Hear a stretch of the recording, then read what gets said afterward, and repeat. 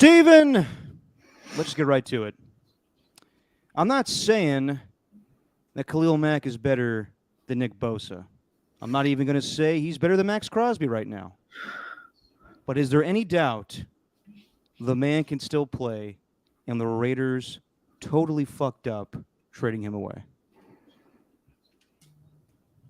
Little doubt that he could still play, but they did totally fuck up. Yes, correct. I'm sorry, still a doubt he could still play? Yeah, I'm not going to take this 6-sack game and just put that on his career. Of course he could still play, Derek. I knew you were going to bring that up. I knew that was going to be the first thing. Because you seem to have this man crush on Khalil Mack. It's bizarre. Oh, you're damn right I do. You see his arms? Yeah. They're incredible. They like flex without flexing. It's weird. I did see him shirtless one time at training camp, and oh my. Welcome, everybody, to Just How many Jack and Cokes deep were you then? Actually, that was... that was when me and Tommy Call and Alexander Scott were all at a training camp, and yes, as Tommy Call famously says, I had 7 Jack and Cokes at the Napa Marriott bar that the Raiders were staying at. Anyway, just your opinion, man. There was water in between. That's the key, kids. You got to hydrate. Mm-hmm. Stephen Langford, Derek Papa. We're doing our reaction show for Week 4. We'll get to it all, especially Khalil Mack. Jesus Christ. And I will admit, I'm a little nervous, Stephen, because I lost. I lost in picks. And I thought I handled the last dab pretty well. I have no idea how I'm going to handle this. Yeah. And we're going to try something new with the hot sauce. Yeah, DeBomb Evolution. That's going to go inside of me. Oh, if anyone's ever seen Hot Ones before, DeBomb is the one that they've kept in the lineup over since the inception. Since its beginning, because they know that the guests are going to react in a very specific way. So it's become really popular, almost iconic. Everyone understands that goes on that show that DeBomb is the one to not eat, and you are going to eat it. Well, I'm a little concerned because it's not even the one they used for the show anymore. Like DeBomb Beyond Insanity is what they use. This is DeBomb Evolution. Yeah. So let me see if I got some Scovilles on here. Warning. Jesus. Uh-oh. Warning. This sauce is extremely hot. Keep out of reach of children. Well, I'm a child deep down inside. Red Hot Chilies have evolved and sauce design has changed in tandem. After traveling beyond insanity, return to ground zero and find the final answer. This is our evolution. A more sophisticated DeBomb. Brutal heat from some of the hottest peppers known to man. Fuck me. I'm excited. I'm sure you are. So the new rule is that Jesse came up with that you got to not only drink the sauce, but then have to give your take on whatever game we're talking about? Yeah, or, just whatever you're most heated about as the Scovilles are coursing through your veins, through the orifices of your body. I doubt I'll be able to get anything out. Exactly. And that's what makes it fun, because we do the hot sauce thing and then we just go silent, whoever has the hot sauce. But you know what? We should punish them even more. We'll take it to the next level. And we'll give what we're most heated about, or whatever you want to do. Okay. I like this idea, but I doubt I'll be able to execute it tonight. That's okay. All right. We'll try it out. Thanks, Jesse. She's totally Yoko owning this this whole operation we got here. All right. Before I do that, I do want to get to the Raider game because I do have a lot of opinions about that. Yeah. Obviously, I started the show with Khalil Mack. The game itself. This is like the battle of ineptitude between these two franchises. Yeah. So Raiders lose, Chargers win 24-17. I thought that Aiden O'Connell played all right. Actually played pretty well. Let me get his stats up here. But he did have the one interception, and I know everyone's going to say, what are you doing throwing on the goal line? It's the old, Super Bowl between the Seahawks and the Patriots where you throw when you're on the 1 yard line or the 3 yard line in this situation. Aiden O'Connell went 24 of 39 for 238 with a pick. So honestly, kind of had like a Jimmy Garoppolo type of game, I would say. Yeah. I don't think Jimmy would have played any better. Would he have he avoided the 6 sacks? Maybe. Would he have fumbled as much? Probably not. But it was actually a nice showing for a rookie debut. And I don't mind the touchdown call with the pass just because, I mean, yes, in the most simplistic terms, when you look back on it in hindsight, should they just have run the ball with Josh Jacobs? Yeah, probably. But also, coaches see shit. Sometimes you put 8 men in the box. What? I thought you what? I thought you were going to be Mr. Run the Football today because that's where I'm at. That pass was stupid. It was the second time they ran that play in a row. It was first down. It was not. It was executed poorly. Everyone was lined up incorrectly. I don't really blame it on Aiden. Yes, was it a bad call in that situation? It was a terrible call. It was a terrible call. You have the first down. I don't think you have the first down. If anything, you run the clock. You have the Chargers burn a timeout. Then you have 3 more downs to go, and you still have 2.5 minutes left. It's a terrible call. It's debatable. If they would have scored the touchdown, no one bats an eye. That's what I go back to with the Seahawks play with the Patriots. If they score the touchdown, no one gives a shit. No one's saying we can't throw there. We see 1-yard touchdown passes all the time. But in hindsight, when you have a rookie quarterback in that situation, yes, most likely you should have run the ball. But that's not the most egregious call of the game. I'll get to Brandon Staley and his way to survive every week with these dumbass decisions. Jesus Christ.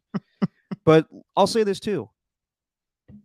You called it out perfectly, Steven. They didn't cover, but the Raiders remained in this game, and when they shouldn't have.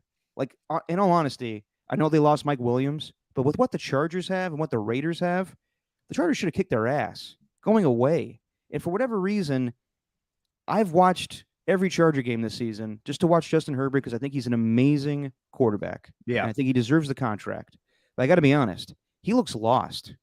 Like, I don't know if it's the new offensive coordinator or just his lack of faith in this team.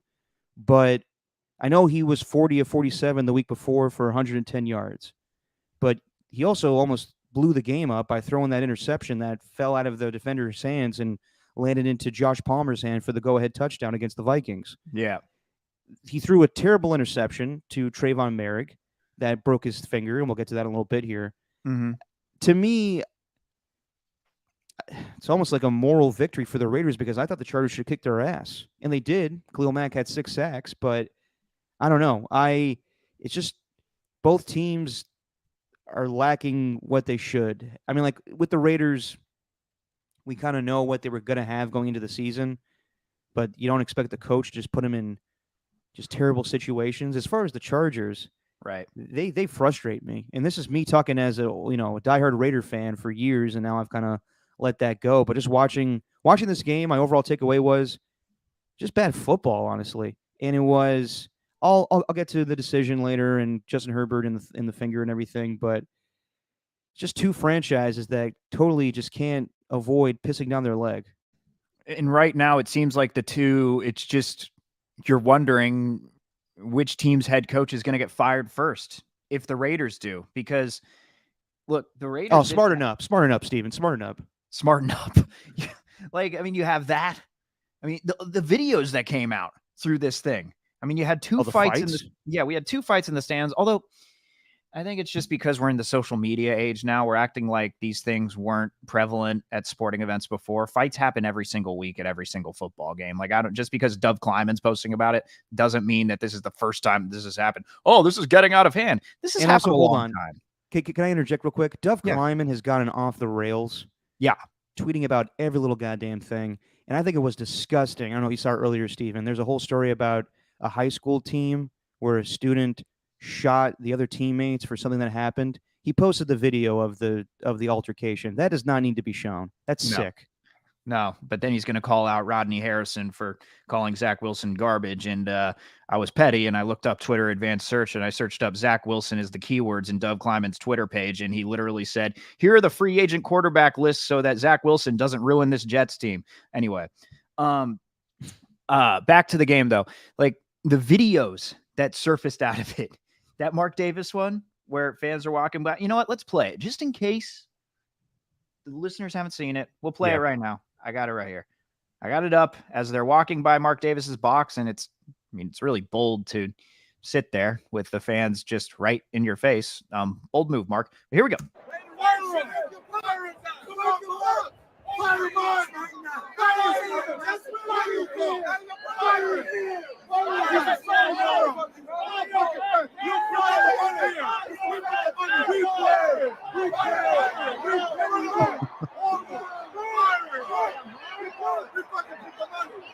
Oh, No gosh. PF Chang's?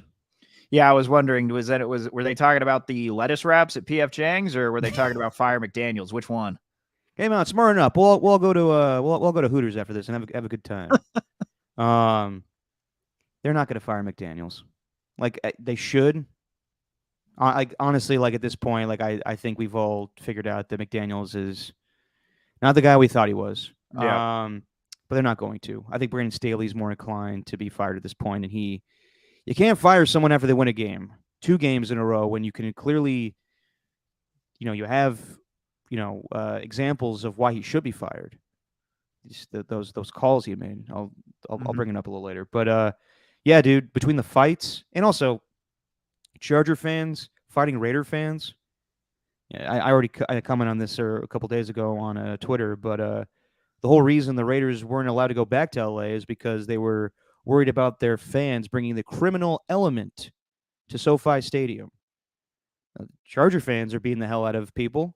And also, we saw the fight between the 2 Raider female fans, and that was nothing you want to see. But I agree with you, Steven. With more social media, you're going to see shit like that. Never thought I'd see a guy do a bump of coke, though, at a Raider game and see that videotaped. But yeah, not having it caught on video. This dude went full Jordan Belfort at SoFi Stadium. Yeah, just a little pick me up before the game. Yeah. Actually, I'll rephrase that. I have seen Raider fans do coke at Raider games, but I never thought they would videotape it and put it online. That seems a little incriminating. But I'm not gonna lie though. The game, I know that the Chargers should have kicked the Raiders' ass, but in Aiden O'Connell, I do agree with you. I do think he played well.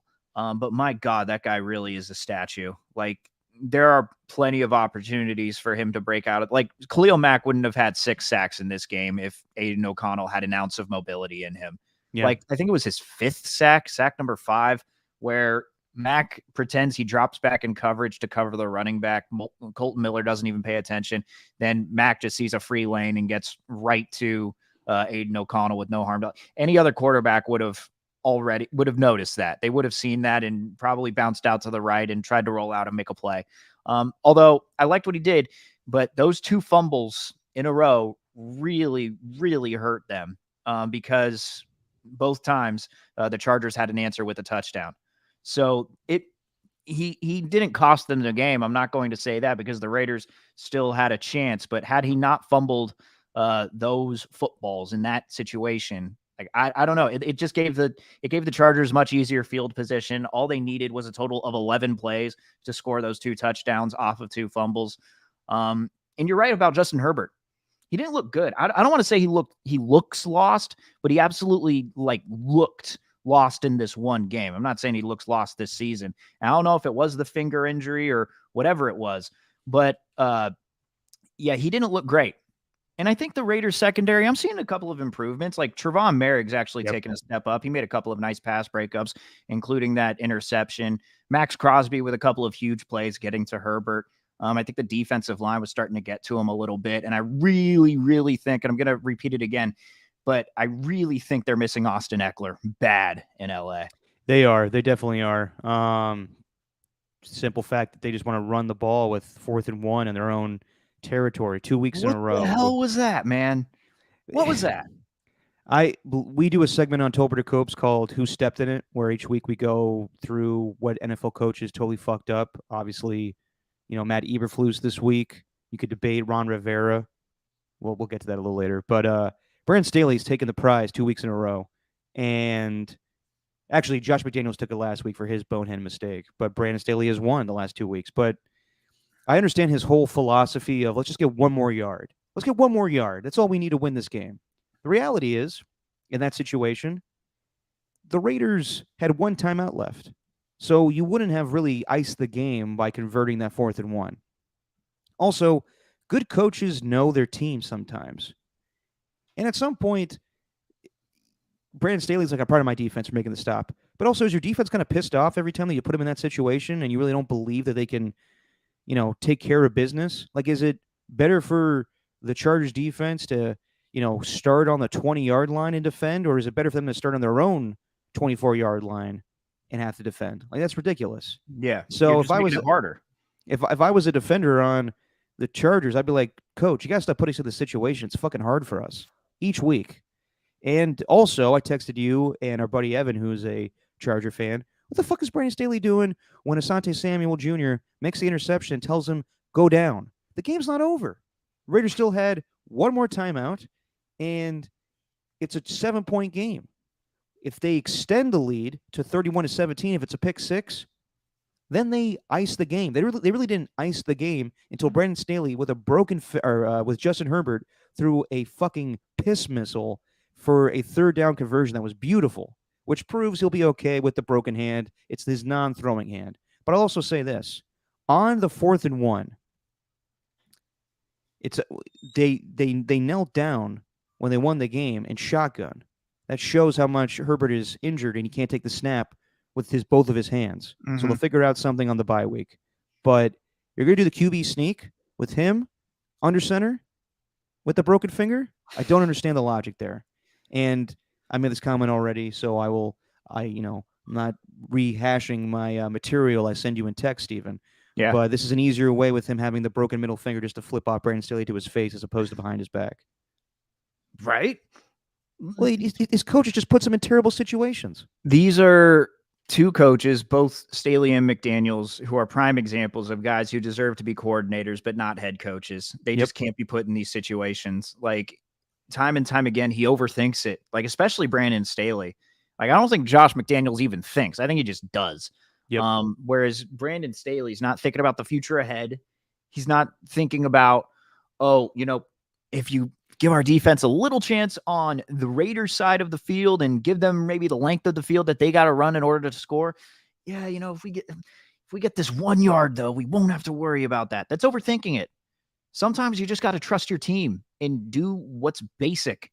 And the basic thing is, hey, you get the ball on 4th down, you punt. That's the basic thing. There's no overthinking that needed to be done there. Doing it in their own territory. I don't think I've ever seen a head coach do that. 2 weeks in a row? Not 2 weeks in a row. And then get bailed out because the other team stunk. Usually it backfires. I remember, like I brought up last week, Bill Belichick going forward on a 4th and 2 years ago against Peyton Manning and it bit him in the ass. But that made sense to me. These don't make it. When you have the lead, like I understand why Belichick did it because he just didn't trust his defense. With Staley, it's like I trust my defense to put him in impossible situations 2 weeks in a row. And thank God they bailed me out. But whatever. The Chargers are 2-2. They've recovered after their terrible start, but each week I'm like, one more bad decision and Brandon Staley could be fired.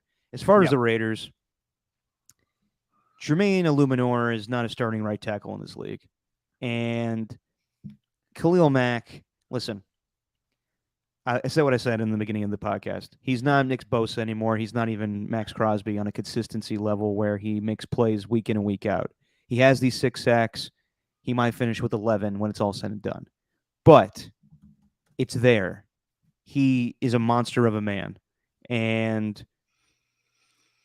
it's crazy that in the short time that he's been a LA Charger, he's had 14 sacks, 9 of which have come against the Raiders. And let's go back 2 years ago, John Gruden's last game, and he sacks Derek Carr on the 2-point conversion and throws up the O.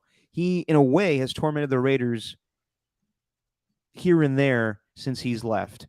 And I know fans fight with me all the time. I remember going with you when they traded with Khalil Mack. We went to a Raider game when they were still in Oakland, and I wore a Halloween costume with Khalil Mack as the jersey and a sword in my back and an axe on my front.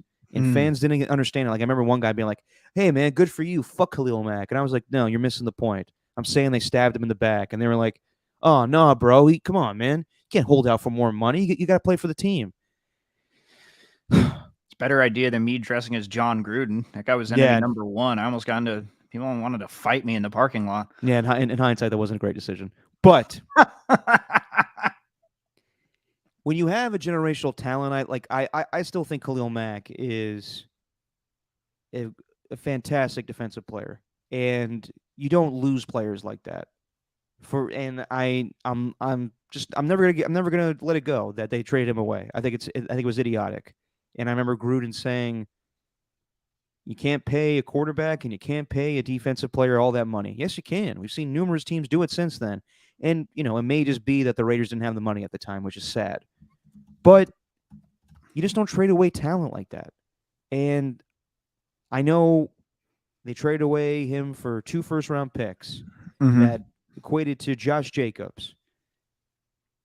They're debating keeping Josh Jacobs.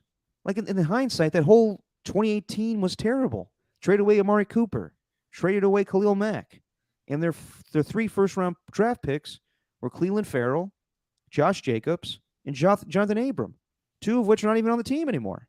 So what the fuck are we doing here? Yeah. And every year, they're building everything down to build it back up again, but it feels like they haven't really built anything up. And I thought you said it perfectly last week, Steven. They didn't really do anything to improve the offensive line. Yeah. Colton Miller's fine, but Jesus Christ, Jermaine Illuminor had a terrible time guarding Khalil Mack.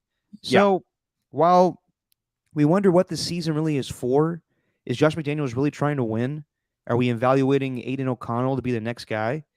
Like he seems fine, but I agree with you, Steven. He doesn't have the mobility. Like you wonder, back in 2008 when Matt Ryan and Joe Flacco were the best rookie quarterbacks we've seen in quite some time, where they would be drafted now with their lack of mobility. We see Mac Jones struggling. Even quarterbacks that have mobility have struggled, but I don't know, man. I don't know where the Raiders are going. I don't know. I don't know if you can really justify keeping Josh McDaniels, but they definitely will because they went all in on him, and nothing is really paying off at this point with him as head coach. They're stubborn, man. They're really stubborn. They basically said, you know what, we'll be fine with this offensive line that we got here. It's not even mentioning this guard that they have, Greg Van Roten, who apparently has a pretty good PFF grade, but I've also seen Van Roten get beat a ton through the Raiders. They have one of the worst pass blocking win rates in the league. They're not doing great against the any other defensive line, any other defensive fronts. And then who's the left guard? And then Dylan Parham. He was their first draft pick, and I've seen a guy like Gabe Jackson be drafted in the 3rd round. And Gabe Jackson instantly, you knew that guy was the starting left guard on that team. I yearn for the days where that offensive line was Donald Penn. You yearn? Yearn. Sometimes I sit and I yearn. Yearn. Donald Penn at left tackle. Gabe Jackson at left guard. Rodney Hudson at center. Can't remember the right guard. And then at right tackle, I don't know. There was always a conflicting move there. Sometimes it was Austin Howard, and I'm trying to remember the rest of that 2016 team. Oh, Kelechi Osemele at right guard. Who could forget my great song? When they built up that offensive line, that's what they built that team around, and it seemed like they had a core. And when you look at Khalil Mack, I always go back to that. Just in the middle of the 2010s, it looked like from 2014 on, all right, you get Mack and you get Carr in the same draft. All right, you get Amari Cooper. 2016, you build the offensive line.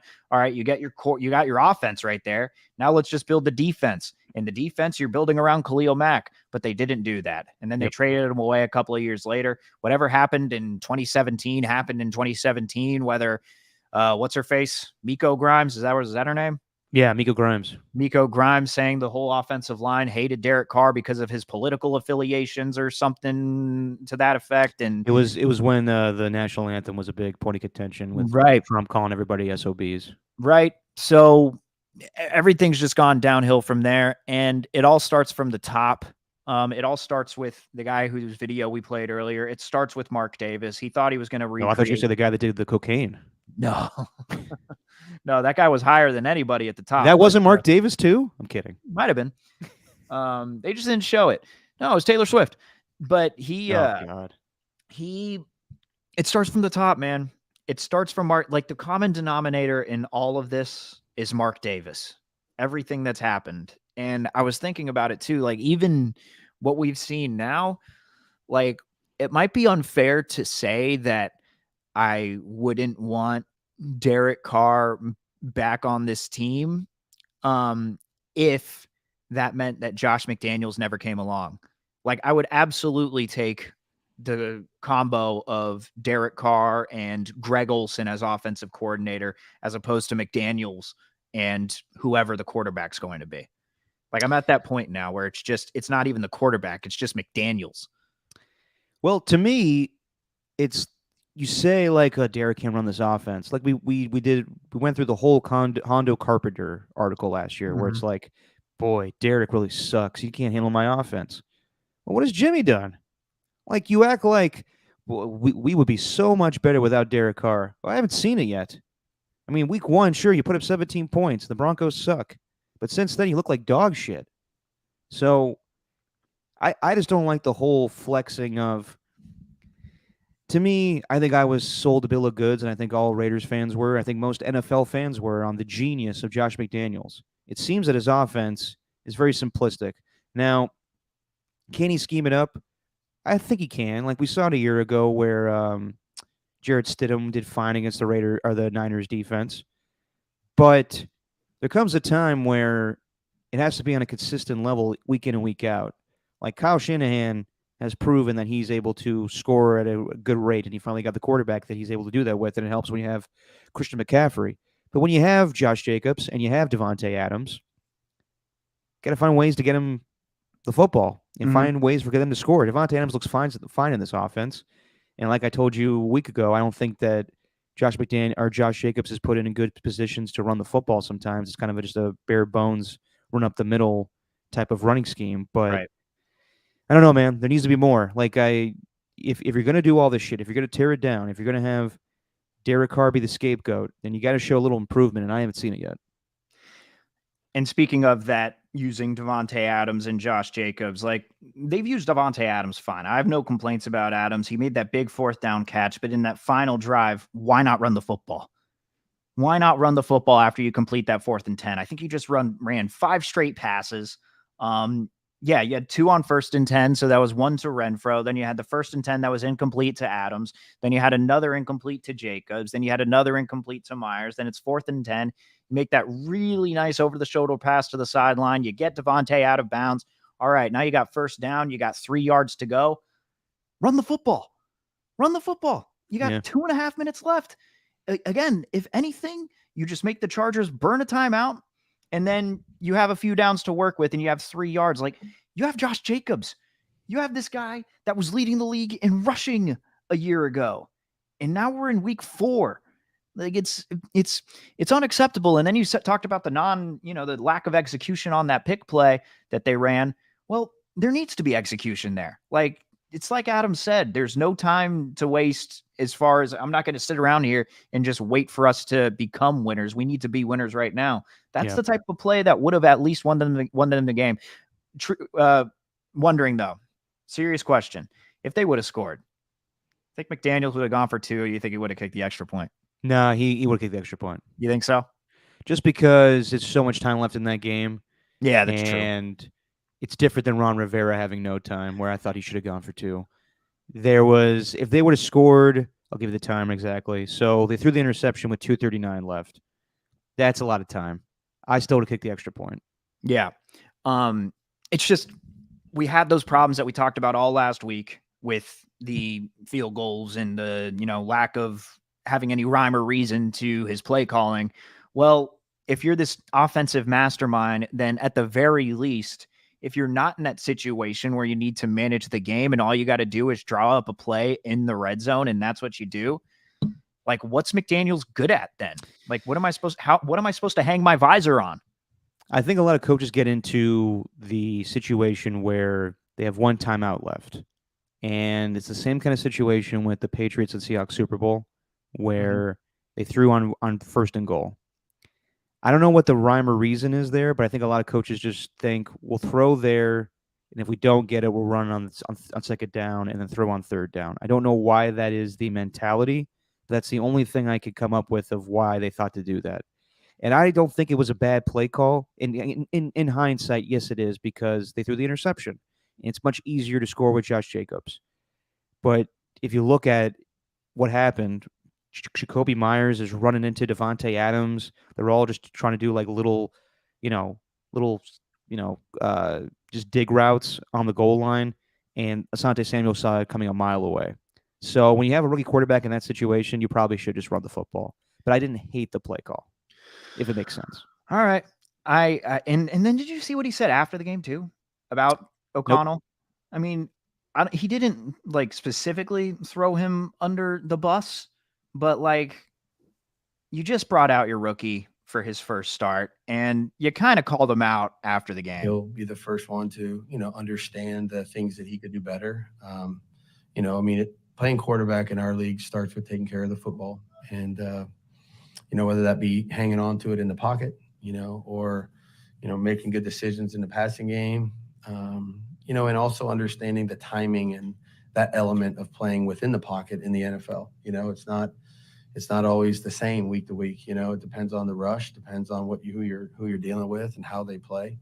The coverage structures force us to do some other things, and then you got to speed up your read a little bit and get to the outlet. I thought he did better as the game wore on. I mean, dumped the ball down to JJ, I don't know how many times, but a number of times when they were trying to run out of there. So I thought he adapted to the game a little bit as it went on. And we'll take every opportunity to learn from the mistakes that we made as a team, and I'm sure he will also as a quarterback, and try to get better from it. I don't know. I just saw that and I was like, you just, all right, well, you got to take better care of the football. And he just doesn't seem to say anything. I don't know. He's not winning me over right now. No, I get that, but I would say he wasn't really throwing him under the bus. I would say that he's just talking about the things that he needs to improve on, but he does kind of give off the mentality that, well, if the players just do what I tell them, then we'll win it each week. But no, he's putting the team at bad situations. So I don't know. I don't know where they go from here, Steven. 1-3 is not terrible, and they have a Monday night game, I think, next week against the Green Bay Packers, which will be interesting.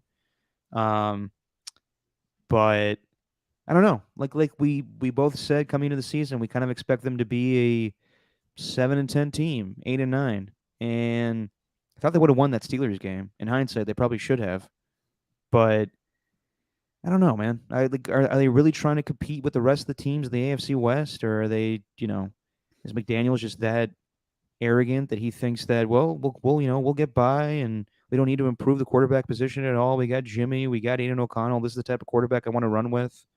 I don't know. I really don't know what to make of this Raider team right now. It's very weird as far as it's a familiar record, 1-3. We're used to that, but it's what are we doing? Are we trying to win? Or are we trying to rebuild? Or what's the whole point here? And each week we see Hunter Renfrow less involved, and I'm just waiting for him to maybe go to the Carolina Panthers because they're talking about getting a wide receiver.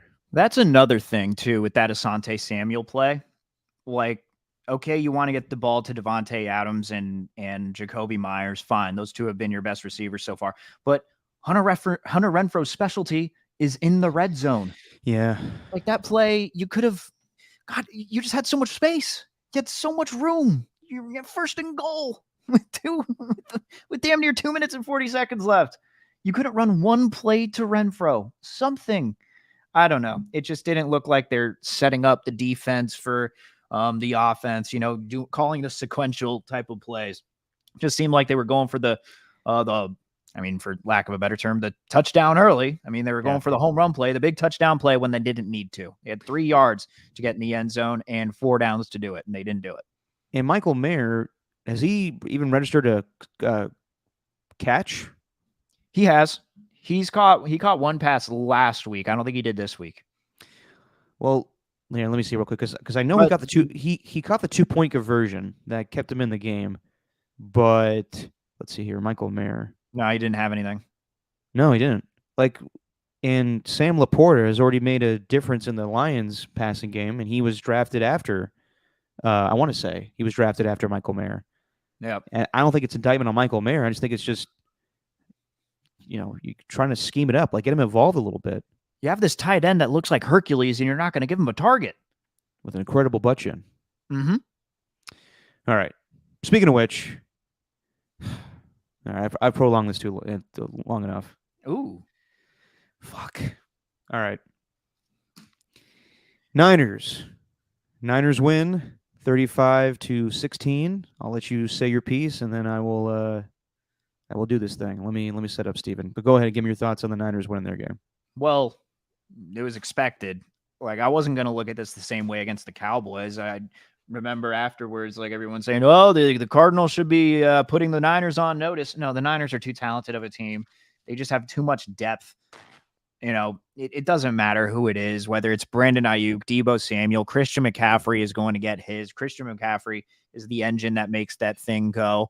I think the Cardinals still played really hard under Jonathan Gannon.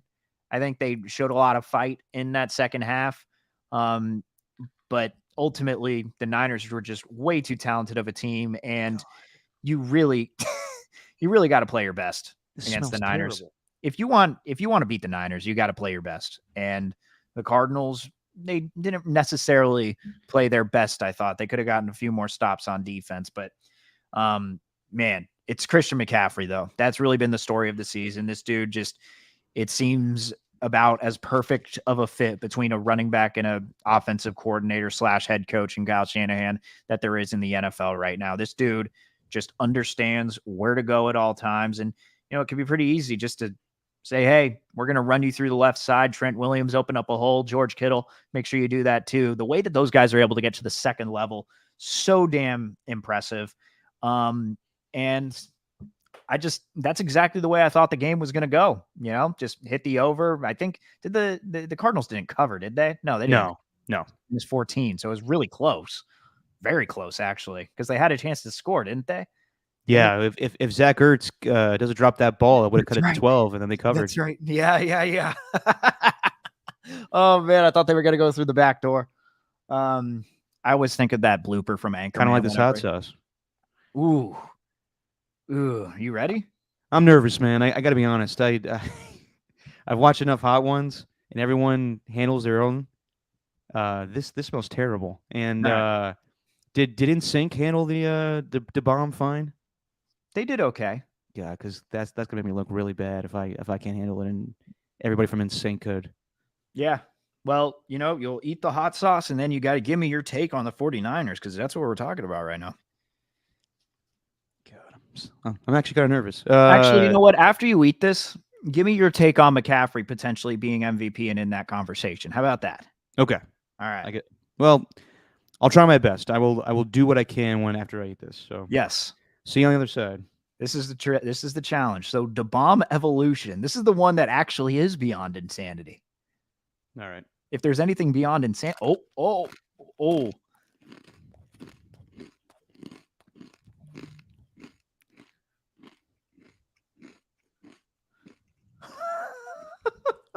This is a little pita chip ASMR. Oh, you okay? I'm okay. You've been going. It sounds like you're going through it now. Okay. All right. So Christian McCaffrey, 20 carries for 160 yards, 7 receptions, 71 yards, totaled I'm 177. kind of waiting for it to kick in. Has it not? Oh. Yeah. Oh. But you know what? Yeah, no, it's hot. Yeah, it's creeping in. All right, Okay. come on. Give me the take. Come on. Okay. Christian McCaffrey. Will he be the first NFL MVP running back since Adrian Peterson in 2012? Right now, he's a front runner because he's definitely having a mid-2000s kind of like LaDainian Tomlinson, Sean Alexander, Marshall Faulk type of seasons where this guy could easily get 20 touchdowns. And I don't think he's going to get 1,000 like he did in 2019. But, Steven, this is not that bad, honestly. Oh. Well, that's a disappointment. Is this like a lesser one than DeBon? Dude, that sucks. I've been looking forward to this all day.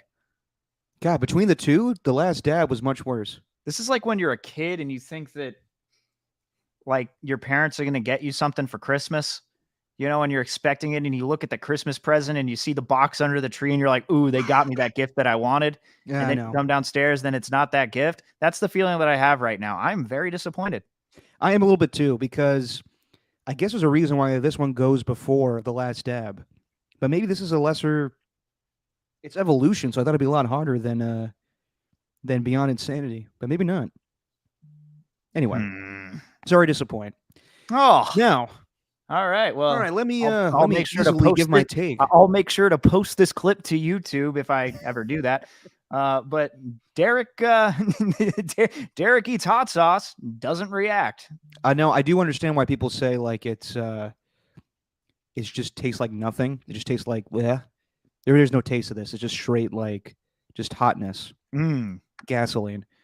It doesn't have any texture or anything. But honestly, it wasn't that bad. What, are you gonna put it on your eggs in the morning now? I might. God, this sucks. I know. I should check the Scoville level because if you want more reaction, I'll stick to last dab for this. But this actually wasn't that bad. All right, Anyway. continue with your point. Nice try, Jesse. Yeah, I think that McCaffrey should be front runner for MVP at this moment because he runs the Niners offense more than Brock Purdy does. Like, I think it's interesting. Brock Purdy or Christian McCaffrey came on Murphy Mac today, and he was talking about how when he got to the Niners, he didn't know the playbook, so he had to learn it, and the guy he learned it with was Brock Purdy, and it was an easy transition once he became starting quarterback. And both of them kind of changed the Niners offense at the same time. Christian McCaffrey got there a little bit earlier, but he was there, and then Brock Purdy came in, and now they have arguably one of the best offenses in football. Do you think the Niners offense, now that they've scored 30 points 3 weeks and then 35 last week, their offense is on the same level as the defense? I think so. I don't think that, because I think of them the same way as the defense in that there doesn't seem to be much the opposition can do to stop them. It's really, they're not using a ton of different looks. They've talked about this throughout Kyle Shanahan's time. It's not that, the types of personnel they're throwing out there is anything new. It's just they're throwing out this personnel, but disguising the type of play that's going to be called. So, because they run so many different plays out of that, and you have the luxury with all these guys like Debo and Ayuk. And it's the same thing with the defense. The defense, you could disguise blitzes, and sure, Steve Wilkes drawn up a couple of creative ones so far, trying to get Fred Warner more involved and maybe turning him into not just the coverage linebacker that he is, but maybe like a Matt Milano from the Bills type, where you can get him into the backfield as quickly as possible. I know we're going to talk about Bills Dolphins later too, but I even think they might have surpassed him now, because it does depend on McCaffrey. I think that he can be up for NFL MVP. I'm not taking that out of the question. I guess my only thing would be Brock Purdy has absolutely brought this offense to like a whole nother level. Okay, that's the question. Who has impacted this offense more, do you think? McCaffrey or Brock Purdy? I think McCaffrey has. Yeah. I think McCaffrey, it's the chicken or the egg conversation, right? What came first, the chicken or the egg, whatever. But you noticed even when Jimmy Garoppolo was the quarterback under center for McCaffrey, even then you could tell that offense just looked different, man. And like Purdy, I mean, who knows if Purdy didn't even get his shot and it was just Jimmy Garoppolo, Garoppolo didn't get injured, and it's really Jimmy Garoppolo starting. I think he would have done some real good things with this offense, maybe thrown a few more interceptions than Purdy would. But I think McCaffrey ultimately is the one that really changed this, because he's the ultimate safety net, man. Yeah. Yeah. Even Tim Kawakami asked Kyle Shanahan jokingly, like, do you ever think about what would have happened if you didn't get Christian McCaffrey? And he just stops and goes, don't say that. but you do wonder, like, his offense was fine with Jimmy Garoppolo and Elijah Mitchell, but this is another level. I honestly don't know the answer to that question. I probably lean McCaffrey just because the offense runs through him now. It's incredible. Like we talked about how Mike Shanahan and Kyle Shanahan have gotten the best out of average running backs. But when you give them an elite one, like I said, man, this is turning into a MVP caliber season, the likes of which we haven't seen since Adrian Peterson. But not even that. Adrian Peterson never rushed for 20-plus touchdowns.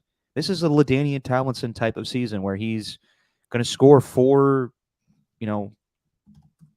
here or there in a given season. Like I wouldn't be surprised if he ends up with a good amount. I don't know if he'll break the record, but I could see him ending up with 25 touchdowns this season. Yeah, I actually I see him even more as like a Marshall Faulk type in terms of receiving and what he could do there, because Marshall Faulk, and LT was amazing, don't get me wrong, but he was a much better rusher than he was receiver, even though he was a great catching running back. But Marshall Faulk was kind of not one of the first, but if you look at the template for guys that could do both, Marshall Faulk is it. Yeah. So I really compare it to that. I mean, he had 28 total touchdowns his MVP season. That's crazy. 2000. Yeah. No, but you have to think about it. Like, is Christian McCaffrey now in the same territory as other Niner running backs that kind of evolutionized the pass catching running back, like Roger Craig or Ricky Waters? Mm-hmm. I think McCaffrey's in the conversation now. I know it's early; he hasn't even been there a full season yet, but he's making an impact. And yeah, man, I think that Vegas won't have you give you the odds that he's the front runner right now, but I think it's hands down Christian McCaffrey is the front runner for MVP. As far as the game, I was very impressed with Brock Purdy, and I have been for most of the season. 20 of 21 for 283 yards. Had the one touchdown. They had Debo kind of be a decoy Samuel. Nice. I've been impressed with the way that Brock Purdy throws the deep ball. There was one pass he threw to Brandon Ayuk, and I've texted you and other Niner fans, do you think Brock Purdy completes that third down, that long pass that Jimmy missed on in the Super Bowl to Emmanuel Sanders? And the more that I watch Brock Purdy, initially my response would have been, I don't see it. Now I'm like, yeah, he can hit that. He's really impressive, man. I think Kyle Brandt has it pretty down for Good Morning Football. He calls him AI Brock, where he's just, just an average quarterback. They found him last pick in the draft, and he just wins, and he doesn't turn over the ball, and he's perfect for Kyle Shanahan's scheme. And it's crazy to think a year ago this offense was run by Jimmy Garoppolo and Elijah Mitchell, and it's morphed into something explosive. And God, you think about what if they didn't get McCaffrey? Like, I know Kyle Shanahan squashed it, don't ever bring that up. But if they didn't have McCaffrey, they're running with Elijah Mitchell and David Hyde Pierce from Frasier, and they're having what's his name? Ty Davis Price. Ty Davis Price. What was Frasier's brother's name? I don't remember. Ah, God. Someone on the chat will have it. Maybe not. And yeah, you have Jimmy. You probably try to bring Jimmy back every year with Trey Lance not being the guy. So it's interesting, man. I think the defense is playing, as good as they can right now. They'll probably get better. I think Javon Hargrave has been a great addition, lining up with Bosa. Yeah, dude, I think that it's clear that the Niners are the best team in football right now. You saw Miami take an L. I think that the Eagles, even though they're 4-0, they have a lot of issues here or there. We'll get to that a little bit later. But the Niners have been consistent. I know they haven't played anybody fantastic. I think their best competition they played so far is the Rams, and this Sunday will be interesting against the Cowboys. But I think it's hands down that the Niners are the best team in the NFC, and I think they're the best team in football right now. Does Brock Purdy ever breathe heavily during a game? This dude is always so calm. His heart rate just boop, boop. Steve Young brought it up actually a couple weeks ago, or even last week, where he was like, the way we evaluate quarterbacks is stupid because we evaluate arm strength and their mobility and shit like that. And sometimes it works. Like, obviously Patrick Mahomes went first round. But when it comes to guys like Tom Brady or Brock Purdy that, not a high draft grade, no one really measures how, when shit goes crazy, how they're able just to, their heartbeat just slows down a little bit, and they're just able to, all right, everybody calm down, I got this. Yeah. Just being a leader among men. And I think that's what the Niners found in the gold of Brock Purdy. Yeah. They somehow, he's no Cam Newton. No. He's no Patrick Mahomes. Even when Patrick Mahomes drops back, though, there's a sense he's going to get it done, but there's also a sense of, ooh, he's looking a little jumpy back there. Like Purdy, he just drops back and just settles down in the pocket. If a guy comes rushing his way, he's going to evade that pressure, just bounce to the outside. And you know what? He's going to make the smart play. If he doesn't see it there, he's probably just going to throw it away or do something to that effect. So there's other times when the offensive line doesn't help him and there's literally nothing that he can do except has to take the sack. But God, just going from Garoppolo to Purdy, it's crazy just the lack of mistakes that he makes. Not even just the interceptions. I mean, forget the interceptions. He doesn't throw interceptions, but just knowing what to do with the football if things break down and understanding, like, you have more game to play. All right, we don't get this play. That's fine. You know, we'll get them the next one because we got the talent here. Even if it's a 3rd and long, it's just, all right, well, you know what? We can run a screen pass to McCaffrey and we can get it in 4th and short. And depending on the field position, maybe we could go for it on 4th down. Like, I think that Purdy is just so poised, man. And it's crazy. He's a top 10 quarterback in the NFL. In my mind, you'd be hard pressed for me to find any others that are better outside of that top 10. So he's just so impressive, man. Every week. It was Niles. Frazier's brother's name is Niles. Ah, damn. Yeah. Yeah, dude. He is, as they say in the chat here, he is not making the Jimmy no throws. He's just smart with the football, and he could deliver. And it's pretty incredible. And I think it will add to the conversation as we evaluate quarterbacks next draft season. Are we measuring the right things? Because you look back on the 2021 draft, and it is miss after miss after miss in the first round, with the exception of Trevor Lawrence. Everybody else has not panned out. And another question that Ernie 2 brings up here is, since running backs are getting squeezed out of money, what would this do for running backs if Christian McCaffrey wins MVP? I don't know. It's interesting because it seems that the only one that really is standing still or standing upright is Christian McCaffrey. A lot of guys are getting hurt this year. Nick Chubb's out for the season. Derrick Henry had a great run, but he's kind of wearing down a little bit. Josh Jacobs not performing like he did a season ago. Dalvin Cook, we all wanted to know where he was going to go this offseason. He hasn't done anything with the Jets. Austin Eckler wanted a new contract. He's been hurt. I don't know. It's kind of a weird deal where you can easily give Christian McCaffrey the MVP if he keeps up this pace, but he may be more inclined to get Offensive Player of the Year because that's just how people view running backs now. That's not impacting the game. But I think it's different for the Niners. I think that their offensive centerpiece is McCaffrey with a fantastic quarterback. But teams are game planning more for the running back and get him burned by the quarterback, which is rare in our league. You know who was drafted over McCaffrey? As far as a running back in the draft in 2017. 2017. Because actually, great question. The top 10, a lot of decent players, but obviously Patrick Mahomes was taken 10th, but there was one running back taken ahead of McCaffrey. McCaffrey was taken 8th by the Panthers. Wow. And there was a running back taken before McCaffrey? Uh-huh. In 2017. 2017. Good question, Steven. Thank you. Shit. Well, I know Myles Garrett went 1. Mm-hmm. Mitch Trubisky went 2. Yep. Solomon Thomas 3rd. Uh-huh. This person didn't go 4, did he? Yeah. Shit, I can't even remember back then. Hint. He has a 4 in his name. Oh, Leonard Fournette? Yeah. God. Can you imagine the Jaguars? He's not even playing football right now. The Jaguars are supposed to be kicking themselves after that one. Well, that was the deal. I mean, a lot of people, I remember getting Ed McCaffrey to come on with my dad.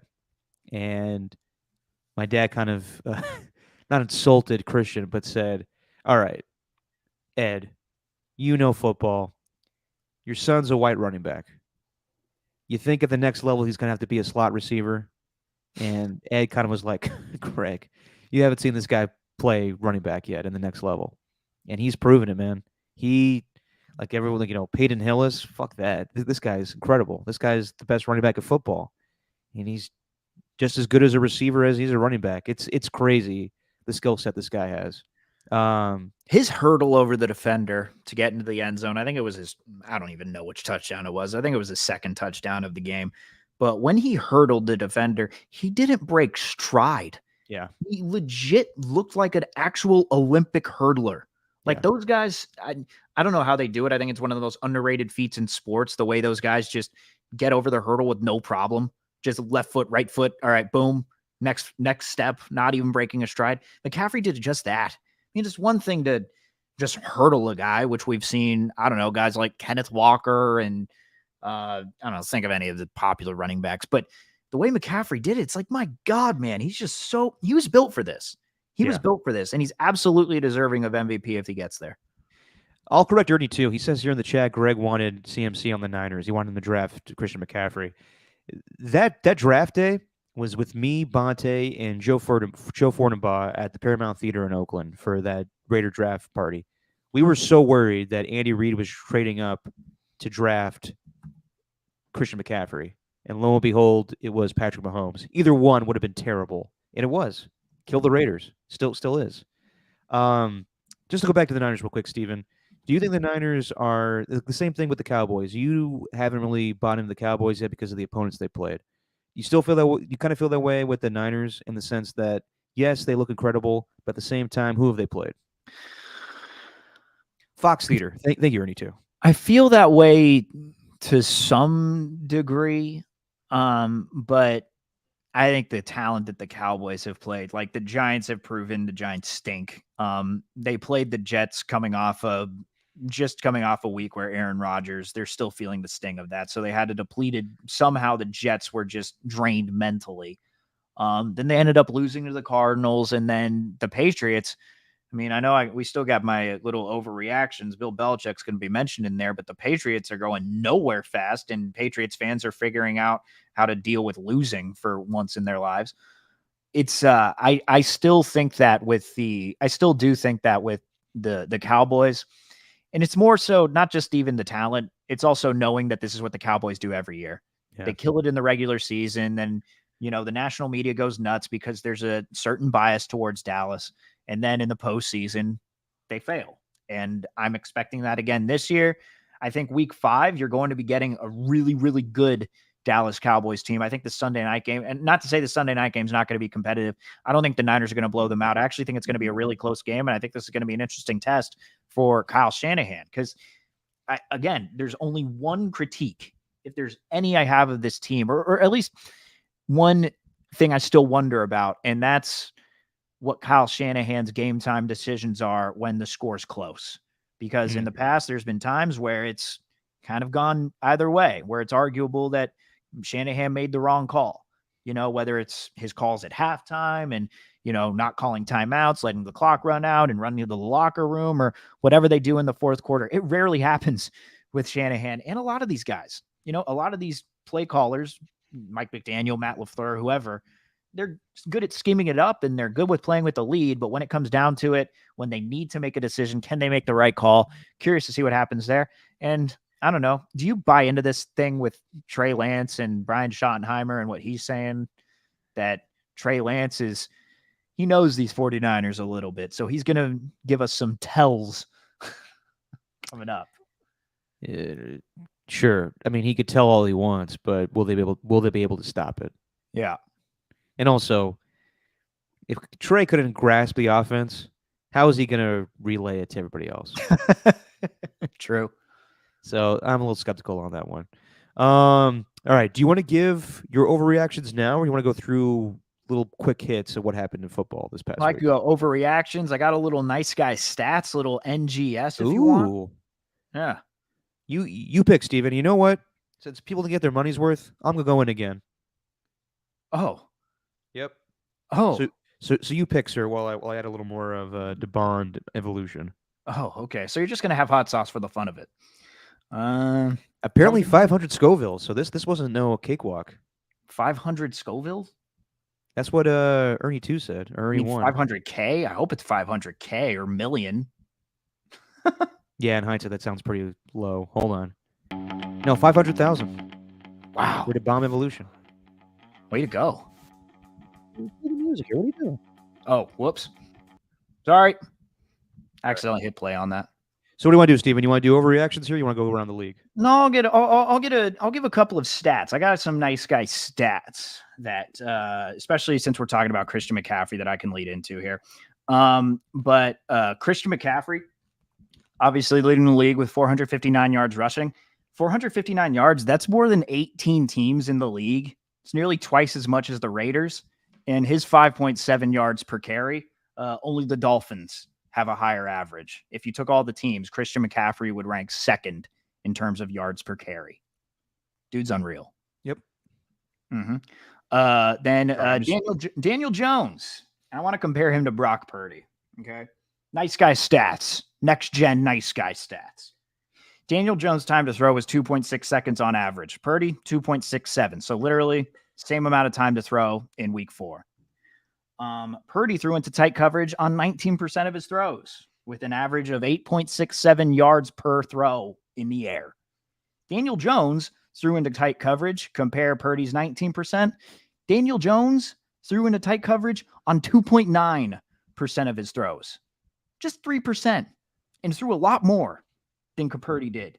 And the average of air yards, 2.4 intended. So not only did he have the same amount of time to throw, but he also didn't throw it into where any other defenders were. Purdy did.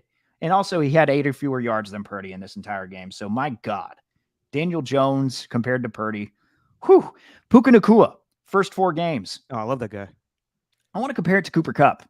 Not in his first 4 games of his rookie year. That's not fair. But let's just compare it to Cooper Kupp's first 4 games in 2021 with Matthew Stafford, where it seemed Kupp was just a new player. Kupp had 30 receptions through 4 games in 2021. Nacua already has 39. Kupp had 431 yards. Nacua has 501.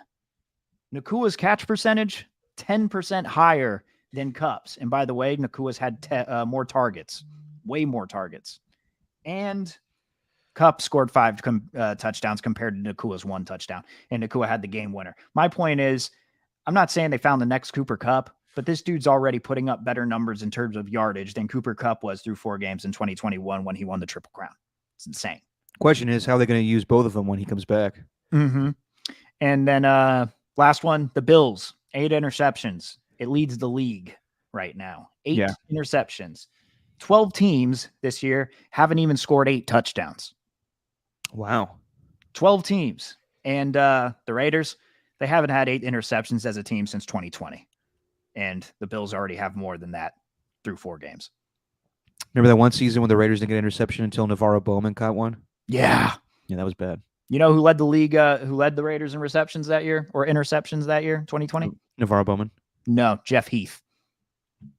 Oh, in 2020. Yeah. Jeff Heath. Great name. Jeff Heath. Who? Jeff Heath. May have got a little too cocky with the hot sauce there. Even though I'm still handling it. No, I mean, I'm handling it well, but it's hot. All right. Give me some quick hits then. Let's go. Oh, let's do it. All right. Steven, did you watch this Toy Story broadcast? I did for a little bit. I know you did. I didn't watch a second of it. I talk a big game about these London games that I'm going to watch them at 6:30. Literally just put it on. Got your ESPN Plus login. Thank you. Yep. You and Jesse's. And put it on. Immediately went to sleep. Just had it on the background. Woke up and was like, oh, nice. 23-7 Jags. How was the Toy Story broadcast? Because I watched it for a few minutes. Okay, I heard like the Slinky dog was the 1st and 10 marker. Yeah, you had that. You had the claw bring the football up and down. So you had the claw placing the ball at the line of scrimmage, except for the refs. It was really fascinating technology. You know, the fact that they were able to do it in real time. And if you go back and watch any of the replays, then you'll see that they actually had it perfectly synced up. I think it was funny that Booger McFarland was on the broadcast doing it because, my God, he must have thought that was total bullshit that he was put on that broadcast. I would love to see his reaction. He's like, I've gone from Monday Night Football to this, like this kind of thing. No Booger Mobile for Andy's room. No Booger Mobile. None of that.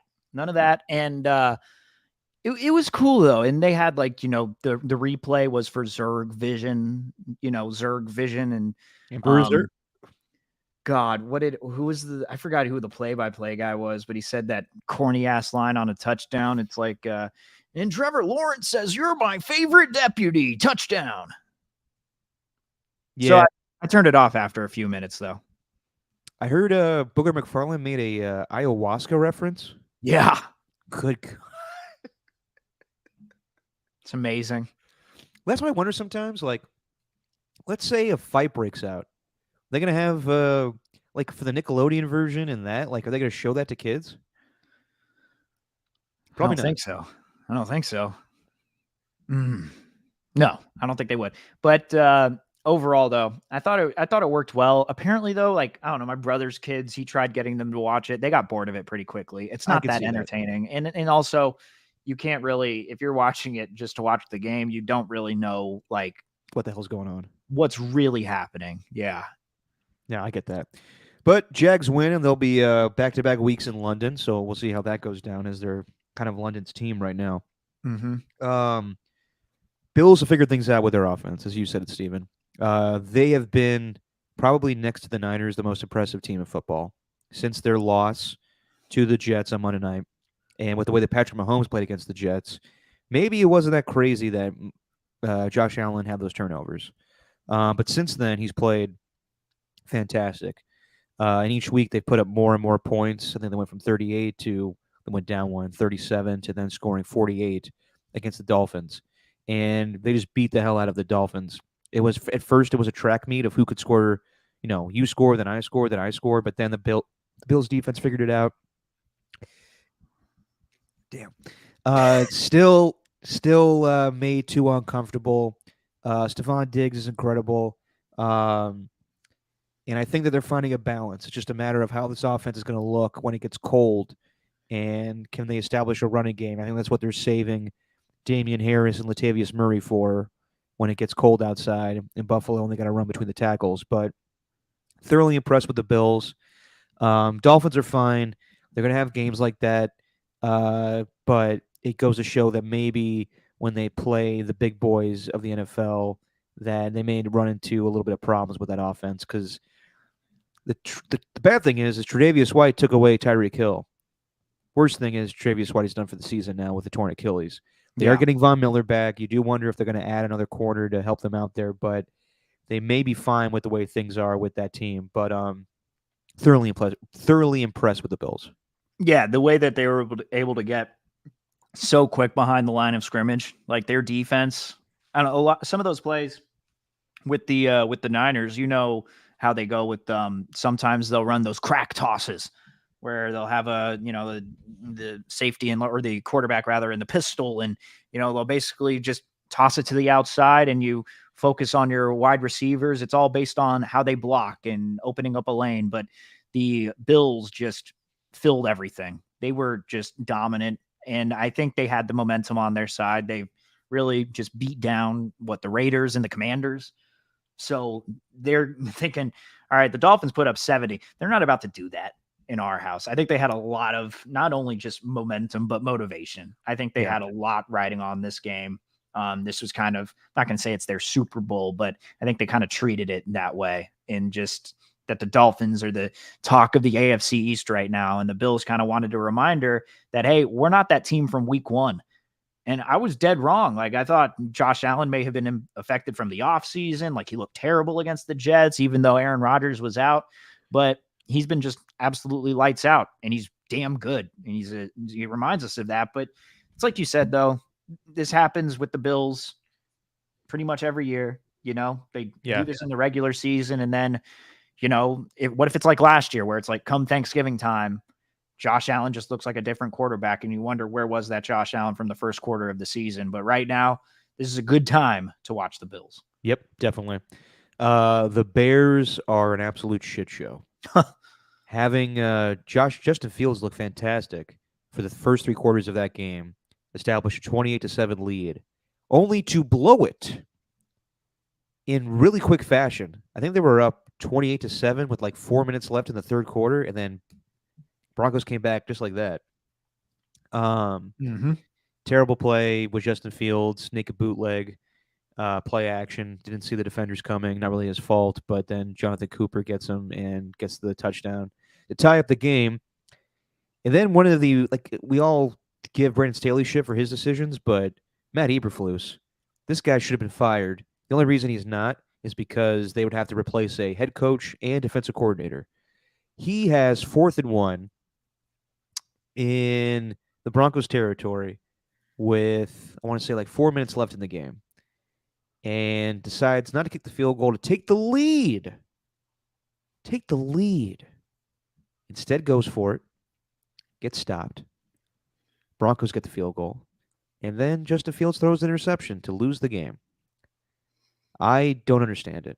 And I know a lot of people aren't giving, like, it's crazy. I saw the post-game presser. Matt Eberflus was questioned more about Chase Claypool than his decision right there. That decision cost him the game. That's an egregious decision to make. So to go from the highest of highs with how well they were playing and probably getting their first win to blowing that game, I would have fired Matt Eberflus. Like, this is turning really bad for the Bears. If they lose against Washington this Thursday, probably going to be gone. Like, you can't lose to Washington. But, you know. Well, Philly almost did. Yeah. But yeah, dude, it's with everything that's gone on with the Bears. Let's think about this. They traded away the first overall pick because they thought they were good with Justin Fields. And sometimes you think that they are. But if they ended up with it again and have to decide we want Justin Fields or Caleb Williams, I think it's a no-brainer. But also, you shouldn't be in that position. Right. I don't know what it was, man. I don't know what it was this offseason. Maybe it's because of what I saw last year, but I somehow convinced myself that the Bears were going to be not good. I thought they were going to be decent. Better. I thought they were going to improve on their worst record from last year. But honestly, what made you say that? Because they only won 3 games last year, too. That's what I don't know. Yeah. I don't know what made me say that. I don't know what forced me into think. I think it's because I think I expected Justin Fields to take like a significant leap. Yeah. And you know, their defense, I thought through the offseason got a little bit better. You know, I did have some questions without David Montgomery, but you know, they just added DJ Moore. I thought Darnell Mooney and DJ Moore was fine. And, you know, with their tight ends and Cole Kmet, Robert Tonyan, I thought they had some players. You know, Chase Claypool wasn't a guy that I used as an example, but, you know, you got TJ Edwards and Tremaine Edmonds, 2 really, really good linebackers. At least I thought. TJ Edwards coming from the Eagles, Tremaine Edmonds from the Bills. From the Bills. Thank you. Like, I thought they were going to be a lot better, and they weren't. I was dead wrong about that. Actually, it's funny that we brought up these 3 games, the Jags, Falcons, Bills, Dolphins, and then this one, because I could say, like, each separately, these were the things I was like most wrong about. Number 1, Desmond Ridder. I don't think he's an NFL quarterback. I think he's a journeyman backup. He's not good. I said earlier that, you know, on this podcast that he's building up the Falcons are building up that type of roster where all Desmond Ridder needs to do, he really just needs to manage the game and just not turn the ball over. But he just continues to turn the ball over. So I don't think he's the guy. Second, Josh Allen, not the same guy, because apparently he is. He looks damn good. And then this third one, the Bears, just in general, the Bears. And it doesn't help it. And I feel validated in my opinion that Justin Fields can be a good NFL quarterback. It's just their coaching staff is in shambles right now. No, totally. Yeah, you get a lot of stuff wrong, Steven. Jesus. Yeah, I got a lot wrong. But so do I, because I had to eat the hot sauce. Yeah. The Texans are actually not as bad as I thought they were going to be. And actually, they're scoring a lot of points. Dude. CJ Stroud? Bobby Slowick? D'Amico Ryans? Nico Collins? They got a core. Yeah, they got something going here. They got a good defense going. I thought their defense would be good this year, but I was not expecting them to put up 30 on the Steelers. That was impressive. I need to watch more of this game back because I just watched it when I was watching Red Zone and NFL Sunday Ticket, but they're impressive. They're impressive so far. That whole division right now, I don't know. Like you think Jacksonville is going to take away, but they're all tied at 2-2. I think Jacksonville ultimately will. Yeah. I think they will because they have a decent team, and I don't think that they played up to their standard. Whereas the Texans, I think they're a lot better than we gave them credit for. CJ Stroud's for real, man. Watching this guy's highlights, and you know, I'm gonna go back and watch the All 22 of Houston because I want to watch what happens with him, because on NFL Plus, I think Bobby Slowick is putting him in a position to succeed. There's a couple of plays that he made, one specifically that Ted Nguyen pointed out with Dalton Schultz, where it was an anticipatory throw where Stroud perfectly read the coverage and managed to find Dalton Schultz right up the seam, right beyond the linebacker, and threw it before he even turned his head because he knew where he was going to go. Yeah. Like, I don't think it's any mistake, man. With D'Amico Ryans, how he can motivate a team and the way that he runs a defense. Bobby Slowick, this guy's another Mike McDaniel type coming up for the Shanahan coaching tree. They really got something brewing in Houston. Yes, they do. And as far as the AFC North, where the Steelers lost this game against the Texans, I think the Ravens are the best team by default right now because they beat the crap out of the Browns. You got that one right, 28-3. Well, I also didn't know that Deshaun Watson wasn't going to miss the game completely. I thought he was going to at least play. Yeah, with Dorian Thompson Robinson. Okay, I was going to say Dorian Hyde Pierce. Dorian Davis Price. I wasn't a fan of him at UCLA, and I'm not a fan of him as an NFL quarterback. Yeah, I think it was more just the Browns not having Deshaun Watson, but at the same time, the Ravens look like the better team. They're playing good defense, shut them down completely. And they may just be the best team by default because Steelers look in shambles offensively. Browns, they'll get Deshaun Watson back, but it may be a week-by-week thing with them because he looks great, against the Titans, but then a week before that, he looks like shit against the Steelers. And then the Bengals, who 27-3 loss to the Titans, got the shit kicked out of them. Yeah. It may be time to rest Joe Burrow. Like, I don't know what the whole point of this is. You got Jamar Chase saying I'm fucking open. I'm always open. And I don't know, man. It may just be that they want the return on their investment with him, but I think the smarter thing to do is you don't want to Andrew Luck this. Just rest him. Because it's not equating to wins on the field with him going out there with a bad calf. Well, why wouldn't they? If they don't rest him against the Cardinals coming up, like listen to their schedule coming up and just the next 4 games. We don't even have to go through the entire thing because they do eventually have to battle with the AFC North. But next Sunday, you're against the Cardinals. Mm-hmm. Cardinals aren't that good of a team. Like they play hard. They're sneaky though, dude. They are sneaky, but I think ultimately the Bengals can play. I think ultimately the Bengals are better. They're just with a hurt Joe Burrow right now. I think Jake Browning, I think they have AJ McCarron as their practice squad guy. I think they can beat the Cardinals even without Joe Burrow. But then you got the Seahawks. That's where it's going to be tough. Do you start Burrow then? Because followed by the Seahawks, then you got the Bills, followed by the Seahawks, then you got the 49ers in Levi Stadium, and then you got the Bills. So you might as well at least sit him 1 week. And good Lord, just give that calf a break. Well, I wonder if it's like a year ago with Stafford where the elbow injury obviously was messing with him. If it's just not going to improve. If it's not going to get worse with, knock on wood, maybe an Achilles tear. It's not going to get worse, and it's not going to get better. So this is what it is. I don't know. I don't know what the best situation is for this. They got T. Higgins out with a rib injury, and this is probably it for him as a Bengal. He'll come back this season at some point, but they can't pay him. They can't pay Jamar Chase. They will pay Jamar Chase over him. So I don't know. This whole situation with the Bengals is kind of weird right now. Mm-hmm. I don't know what to make of it either. But you think the Ravens are the best team in that division by default right now? Yeah, no doubt. You have to put them there. Yeah. Bucks can play a little bit of defense. I was totally wrong about this team. I thought they'd be one of the worst teams in football, and they're handling their own. Todd Bowles has them playing good defense. They can get the ball to Mike Evans, who's on an angry tour, a revenge tour for not getting a contract. See that clip today of Baker Mayfield? And what did he say? Didn't he say he gets hard because he saw cover 1? He did. He's like, oh, my dick's getting hard with that coverage right there. It's like, Jesus, Baker. Yeah. As far as the Saints, Derek Carr, I don't know if he should have been playing in that game because he looked way off. He shouldn't have. And their offense is struggling too. They got Alvin Kamara back, but he didn't run well. But also, this is an insane stat line. Alvin Kamara, 13 catches. And you would think, well, he's got to get over 100 yards there. Try 33. 13 catches for 33 yards.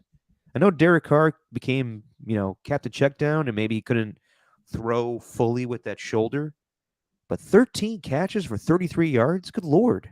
I'm glad the skills report brought it up. I'm here 78 seconds, and Derek's dick is mentioned. Not that Derek's dick mentioned. No. Not mine. But Mayfield.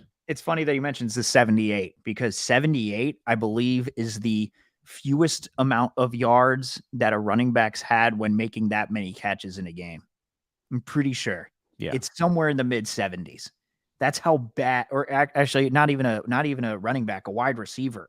Anyone who's had 13 catches has at least had 78 yards in You a would game. think. You would think. So how does it even work? So what did he Some had to go for negative yardage. They had to, because he also had a long of 10. So really, when you think about it, he had 12 catches for 23 yards. That's insane. So Derek was just dumping it off to him with like, all right, do something. And Alvin's like, I just got here, dude. Derek's that type of guy, though, where he'll absolutely lie about how he's truly feeling. He's probably like, oh, I'm good. Yeah, I'm good. You can go out there and work, man. I'm good. Yeah. Love you. I'm good. I mean, but he's also tough. He's very tough. tough. They could have got by with Jameis. Sometimes these guys, though, are too tough for their own good. I agree. I definitely agree.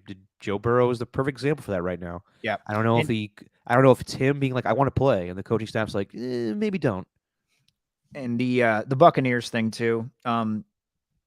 We were both wrong, but also I think we were both right to question, like, well, what's changed with the defense though?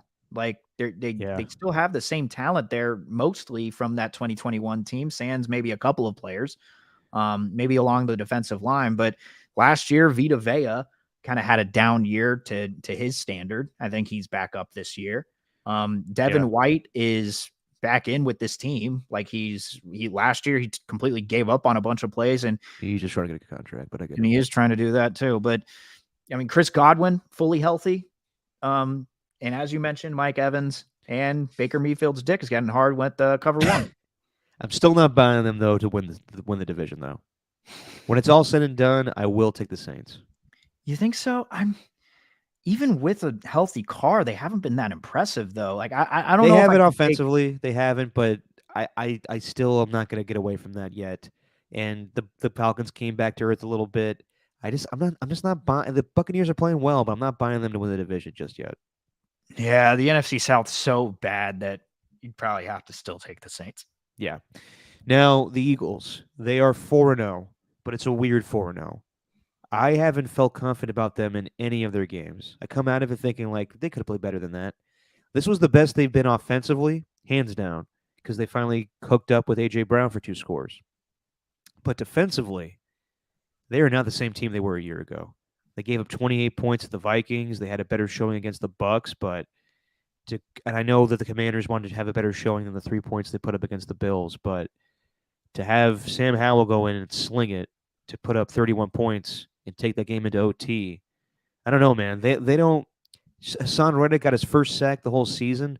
Like, we talk about this defensive line, but they haven't really shown up as much as I thought they would from a season ago. And it's hard to go from almost setting a single season sack record as a team to expect to do that again. But they got stars on that defensive line, but they're not getting to the quarterback as much as they were. Now, Jalen Carter's playing fantastic, but I don't know.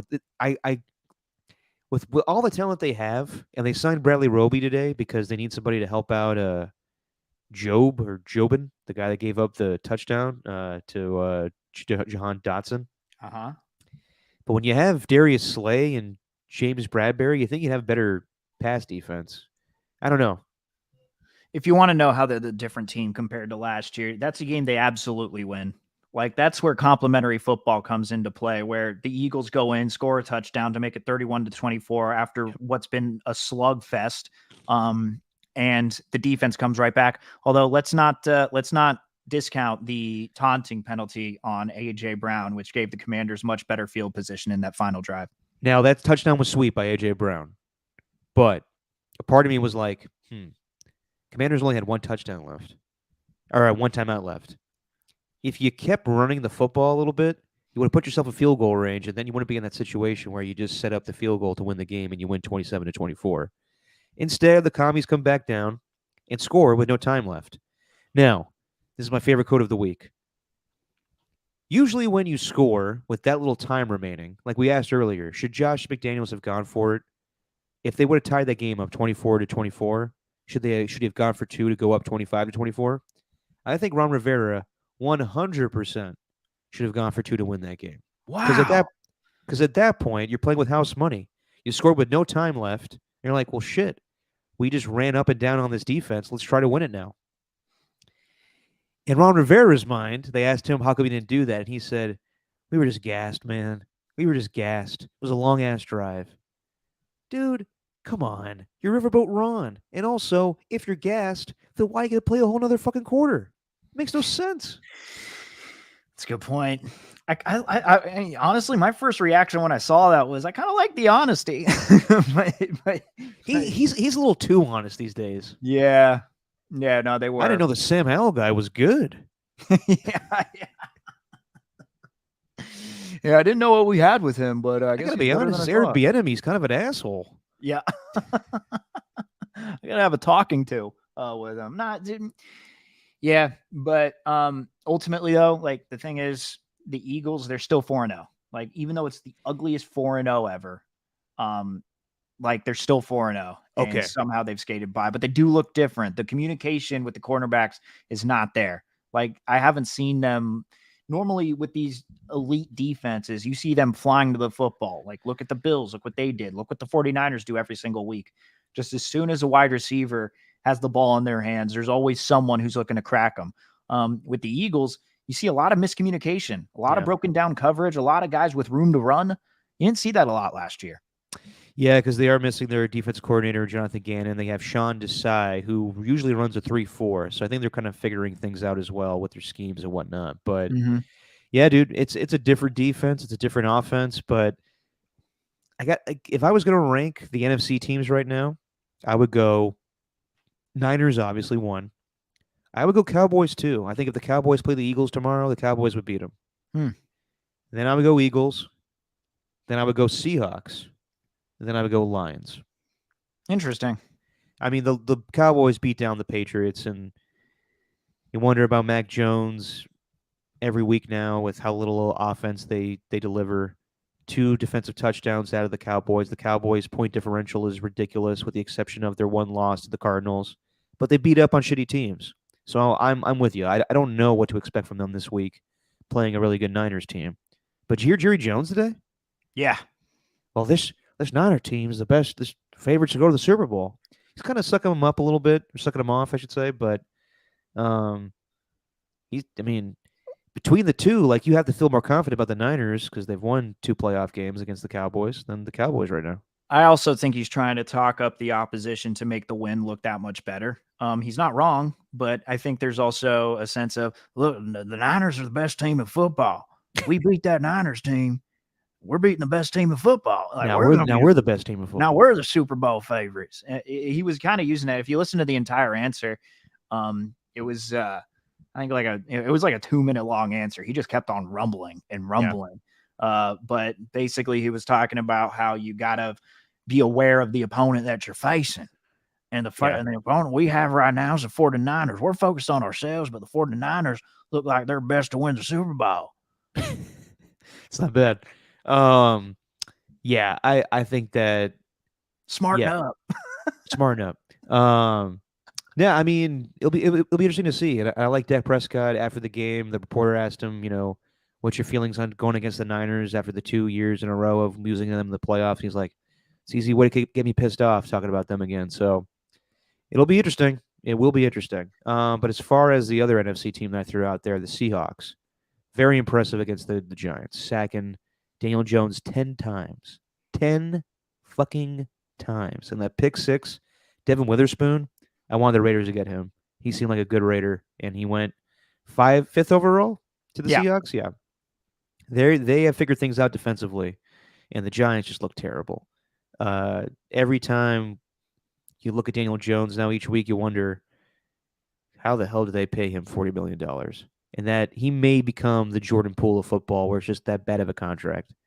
Wasn't sold on him, man. Like I understand it's the going rate for quarterbacks, and you got him at a cheap price relative to others at his position, but he's not a franchise guy. You got to pull the plug. It's starting to remind me of, I guess because we mentioned him, but it's starting to remind me of the Mitch Trubisky situation where it's like, you probably should have moved off on him. Mitch Yeah. Trubisky makes some nice throws here and there. You might see him make a couple of plays, but Daniel Jones I think he's in his head a little bit. I think he knows that there's a lot of spotlight on him. He's been in 3 primetime games so far out of the 4 weeks. Yep. And I think they're 0-3, and they've been outscored 94-15 in those primetime games. This dude is getting smoked in the national spotlight. So I don't think this is good for him. I don't think this is good for the Giants. And then watching the reaction with Dable, that was the thing that kind of went viral. I noticed that right away on the broadcast, although I was watching the Manning cast for most of it. So sometimes I wasn't paying attention to what was going on the screen. How was the Manning cast with I've seen now they've changed things up where they're doing less guests and doing it like in halves. Like Will Ferrell came on the second half, I want to say. Yeah, he was in the first half. He was in the first half. And it was Sean O'Hara in the second half. How was it with Will Ferrell? It was good. He tried doing a bunch of bits. Still got his fastball? He still got his fastball, and then Eli was bringing up the meatloaf. Oh yeah. And then somehow Eli started sounding like a South Park character with the way that he was doing it. Like they kept yelling it, and Farrell was like, "No, you got to do it from you got to do it with a little growl, like ma, that kind of thing." And then Eli Manning's like, "Ma, the meatloaf." It got a little sound like weird. Patrick Mahomes? Yeah, a little bit. I don't know. I think that show though I love Will Ferrell, and Sean O'Hara is great, but I think that show would just be better off without guests. Just let these two watch the game and let them break it down, because Will Ferrell's trying to do a bit this entire time. He was trying to do a bit where he was bringing the headphones and pretending to call the plays for the Giants. But then the Giants ended up fumbling the football, and it went the Seahawks way, and it got really awkward. I think that, I think they need to just get rid of guests. They don't need any. Well, what if it's a shitty game though, like last night? Yeah, I don't know. I was kind of over it by the second half. If it's a compelling game, you don't want Will Ferrell in there. But if it's like last night, that's fine.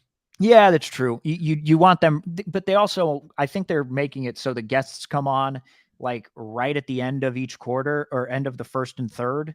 Yeah. And then they get out towards the end of half, so that Peyton and Eli can just break down everything going on in the final 5 minutes of each half. Yeah. So, I think they're selecting the games that they do the Manning cast interestingly, because they did it for week 1. You got to do it with Aaron Rodgers' debut.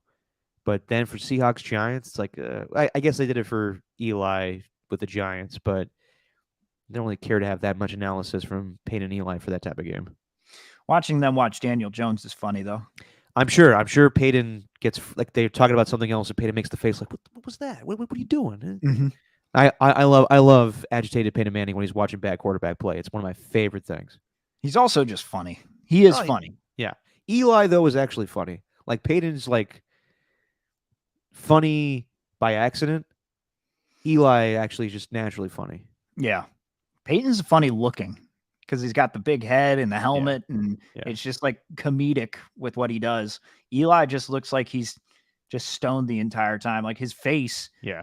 His face when something bad happened, the pick 6, he was just, oh no. No, make a play. Oh. Yeah, on that pick 6, Darren Waller was wide open. And he's going to make the face the whole time, Steven? Yeah. Oh, no. And I know everyone's going to react to Brian Dable or me throwing the tablet at, not throwing it at Daniel Jones, but throwing it in disgust after he watched the play. But shit like that happens all the time, where coaches are disgusted with what their players did. And honestly, he should do that. He should be pissed off with a wide open receiver in the end zone, and then Daniel Jones makes that play. It's terrible. And I think there will come a time where Brian Dable's like, you need to upgrade the quarterback position. I need to find my Josh Allen for this team. Giants are going to be right up there. Drake May could be that next guy. I haven't been impressed with Drake May. We'll say that for another day, but hey, that rhymed. All right. Or Shador. Yeah, Shador. He's not coming out this year. Deion's already told him, you're already talking about your Rolls Royces too much and your watches. Just get in the film room a little bit more. But what about DJ Khaled with the Shador? I know, Steven. You love the DJ Khaled Shador. Shador, win with us or you against us? The Shador. God did. Shador. All right, another annoying musician, Taylor Swift, with the Jets Chiefs game. I'm glad they got it out of the way early, but goddamn, was it annoying to start. Even Tarico, hello to all the Swifties out there. And Collinsworth trying his best, like, oh, there she is. There's a girl who knows how to pick another significant other, Travis Kelce. I gotta be honest, I don't know what the hell a Swiftie is. I don't know what the fuck we're talking about right now. Now here's a girl who's gonna Now get here's a a good Pro girl. Football Focus grade. No, it would have been hilarious. You and I were texting about this, but I won't go into detail of what you said, Stephen, but it'd be hilarious. He was like, oh, there's Taylor Swift. Now there's a girl in Blake Lively right next to her. Yeah, Jesse asked me if I saw Blake Lively after the game. She's like, did you see Blake Lively, bro? She looked good. And I was like, I didn't see her at all. What are you talking about? Yeah, we both saw her. Well, initially, you and I were both like, that's not Blake Lively. Oh, it is Blake Lively. Holy shit. Well done, Ryan Reynolds. Yeah, it's a hell of a dress she's got on. The game itself. Did it feel like they were patronizing Zach Wilson a little bit too much? Yes. Okay. It was just like 100% yes. It was like claps for Zach. Oh my God, he completed a pass. He's the Yeah. second overall pick. What the fuck are we doing here? No. He Like- looked really good, but patronizing is the perfect word to describe it because like he's an NFL quarterback. Stop treating him with kid gloves. I know he looks like a kid, but like That's I the don't know. thing. He looks elfish, so that's why I think we all react that way. Yeah. But my reaction after a while was Colin was like, "No, look at Zach. He's completing passes. That's what he's supposed to do." And even Patrick Mahomes after the game being like, "Oh, good on you, man. You played like fucking Aaron Rodgers out there." No, you didn't. Wasn't even close to Aaron Rodgers. If he played like Aaron Rodgers, they would have won the game. He fumbled in the end to lose the game. That's the truth. Like, it's just watching that. It was just like the Jets defense kept them in that game. Really good 2 picks. And God, thank God that's I think the last nationally televised game we're gonna have for the Jets in a while. Because each time I watch them, I'm like, God damn, this would have been so sweet with Aaron Rodgers. And every time, like initially, yes, Zach Wilson had a fine game as the game went on. But initially, that first drive, he's like throwing to Conklin, the tight end. He's not even open. You're like, what are you doing, dude? Just Jesus. What do you see out there? And yeah, the Chiefs would have lost the game if they had more offense from the Jets. And Yeah. just real quick, I know I'm going long here, Stephen, but the defensive holding penalty on Sauce Gardner, was it holding? Yes. Did it need to be called? No. Same kind of play in the Super Bowl, in my opinion. That's a tough one. That's a tough one to break down, especially with all the momentum that was going their way. I thought the story was more about how poorly Patrick Mahomes played, just as much as Zach Wilson and how well he played. I thought Mahomes looked awful in this game. Yeah, I didn't think he looked very good. There's a couple of I thought Isaiah Pacheco was awesome in the way that he was running the football. He's just so violent. But Mahomes just missing passes that he would normally make. The interceptions were both bad. His one touchdown was good, but they didn't seem to be in sync. And maybe this is just one of those gritty games where, your quarterback doesn't play his best, and they still came out with a win. But I thought that was more the story rather than Zach Wilson and giving the Jets a chance to win. And his, that fumble was bad. See, that's the thing is we go to this, we went through this whole rigmarole of Zach Wilson's back and, oh man, maybe he could actually take the Jets somewhere. But then he does that. And no, he didn't lose them the game. Like he's telling his teammate on the sideline as the cameras picked it up with the lip reading. He said, I lost us the game, bro. But the fumble was kind of costly. Yeah. And, from the fumble, wouldn't that lead to, oh, yeah, that's right. At the end of the game, and they had 15 plays. I still have the same mindset on Zach Wilson. I don't think he's an NFL quarterback. I don't think he's very good. I think he had a good game, but can we not call this the game of his life when he threw for 245 yards? It was the game of his life. He's actually had good performances in the past where he's actually played well, but Yeah. this is a terrible situation for him. Did everyone basically like say we've upgraded? We're not the same team we were a year ago, and then to throw him back out there and everybody be like, "Fuck!" It's Yeah. a new offense for him too. This is tough. Yep. It's a terrible situation. And Rodney Harrison called him garbage on the TV. Yeah, that was ridiculous. That was bad, but I also thought the reaction to it, people calling out Harrison. Okay, let's go back in your little Rolodex of tweets and see what you've said about Zach Wilson in the past. Like, Yeah. no, it's bad for Rodney Harrison to do that on national TV, trying to bait Chris Jones by saying, like, hey, Zach Wilson's garbage. You know what I mean? Like, I know that, but yeah, that was the so that's what happened. Chris Jones was doing an interview and he said that Zach Wilson was garbage. Rodney Harrison tried baiting him into that because, like, he basically doubled down. He asked, like, when you watch the tape, did you think with Zach Wilson, man, this dude's not good? And then, like, when Chris Jones wasn't falling for it, Rodney Harrison used the garbage term. And then everyone decided to go off on Rodney Harrison.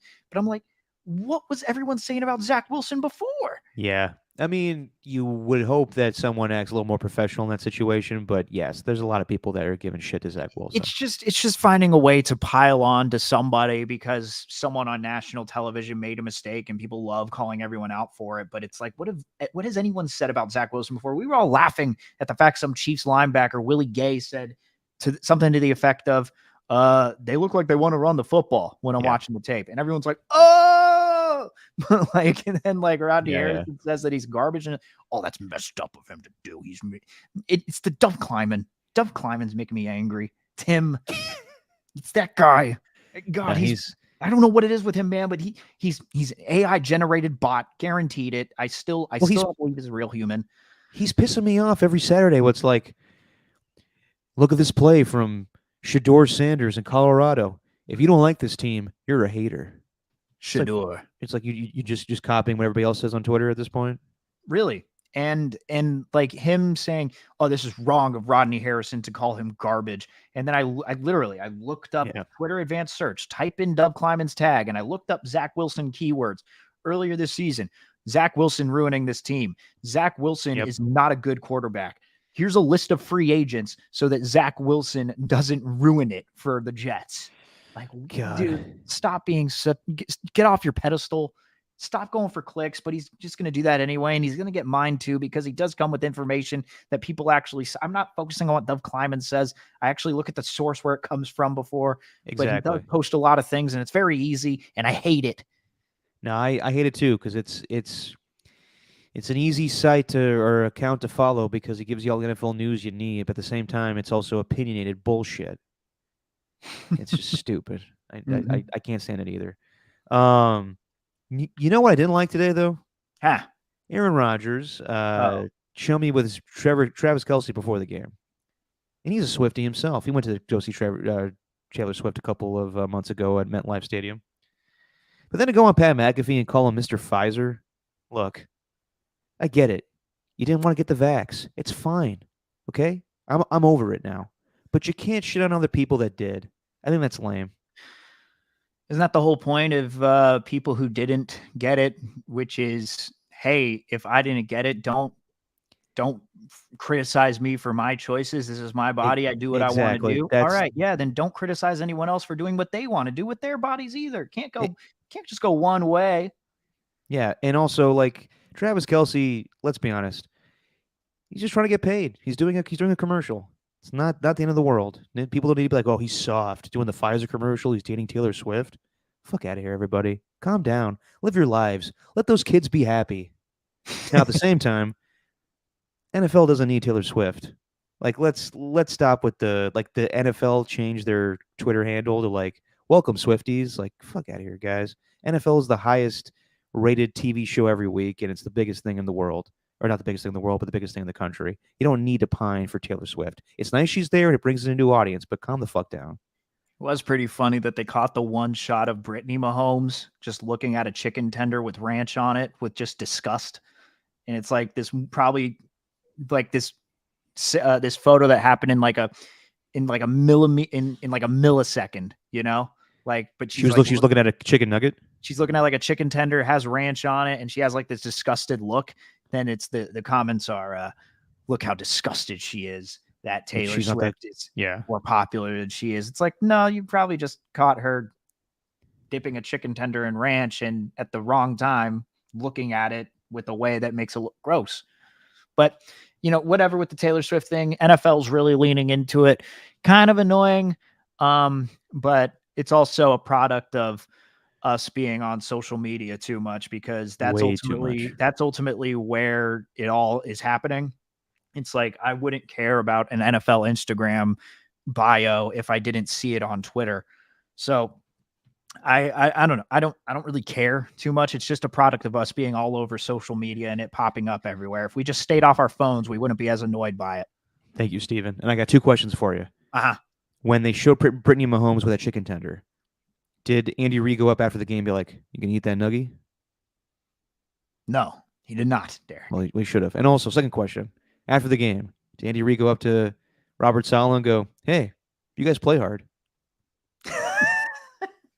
Fuck you.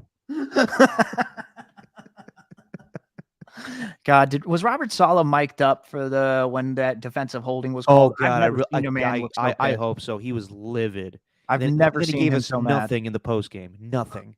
I've never seen him so bad, dude. You know what? Let's save our overreactions for Saturday show. How about that? Okay. Sounds good to me. All right, real quick. Boy, this is a dandy. Chicago at Washington. Ugh. I think a year ago this game was like unwatchable on Thursday Night Football, and this is when a World Series game or an NLCS game was postponed because of rain, and everyone tweeted, "This game sucks. This game sucks." And I was like, then don't fucking watch it. You could do anything you want in the world. You could read a book, but instead you're tweeting because this football game sucks. And NFL or Amazon Prime brought it back. Chicago at Washington. And the commies are favored by 6.5, and the over-under is 44.5. Good Lord, what a stinker. I'll take the over. I think Okay. I think both these teams can reach an over. Maybe the Bears riding high a little bit from their loss to the Broncos. I don't know what I'm meant to make of it. Maybe they'll start scoring some points. Commanders, their offense can click though. I think the Commanders can really take advantage of the Bears defense. So give me the over. I'll take the Commanders to win and the Bears to cover. I actually, you know what? I'm going to have that. I think it's going to be a good game, competitive game, and Al Michaels is going to be thrilled to call it. Yeah, good point. I'll go over as well. Oh God. Yeah, I'll take Washington, and just to be lame, I'll do the same thing. Chicago covers. What do you? Oh, sorry. What were you gonna say? And then you might see Eberflus get fired. Yeah, yikes. What do you think the post-game show is going to do? Seems they've done something wacky each Thursday night game. First they had the one with the Niners where they brought Captain Andrew Luck out because of course he has the Palo Alto affiliation. Last week they did the cheese tasting test with the Packers. What do you think this one's going to be with the Commanders? I mean, like, it's not really much to celebrate with this Commanders franchise lately. All I know is, Steven, it's going to be the best damn post-game show you see in all of football because it is each week, and you best believe I'm going to text you about it. That's fair. Maybe they'll drink hot sauce. I got to be honest, Steven. This was not that bad. Yeah. Or maybe I'm just that damn good. You do have a weird tolerance for hot stuff. I got to be honest, man. If this was 500,000 Scovilles, I want to do this thing. If Sean Evans wants to look in the mirror and have me on the show, I would be down. Of course, why would he interview me? I'm not a celebrity, but I would love to try this out. Yep, that's exactly coming up. NSYNC, followed by Derek Papa. Cardi B, I think, was the last one, too. So NSYNC. Have you watched it yet? I did watch the Cardi B one, yeah. How did she do? She was good with the hot sauce. She's got a personality. I respect the fact that she's herself. I respect the fact that she's herself. She seems to be very genuine in who she is, but yeah, not for me. not for me. She seems nice. Actually, she did have this weird fascination with like FDR, with literally the president, Franklin D. Roosevelt, and Okay. Eleanor Roosevelt. And she's a history buff. I didn't know that, but that's the thing you learn with Hot Ones every week. Hey, good for her. All right, God, I'll- man, I'm going on pretty much. I think I've watched every single episode since like 2016. I'm going pretty strong with that damn show, man. Damn. Wow. First What a- episode I remember watching was Key and Peele were on to promote Keanu. I think that actually put them on the map when Key and Peele joined it, because before they had lesser guests. I think Tony Yayo was their first ever. Oh, really? Okay. Tony Uh-huh. Ayo from G Unit? Yeah. Real quick here, speaking of Keegan-Michael Key, have you seen this AT&T commercial?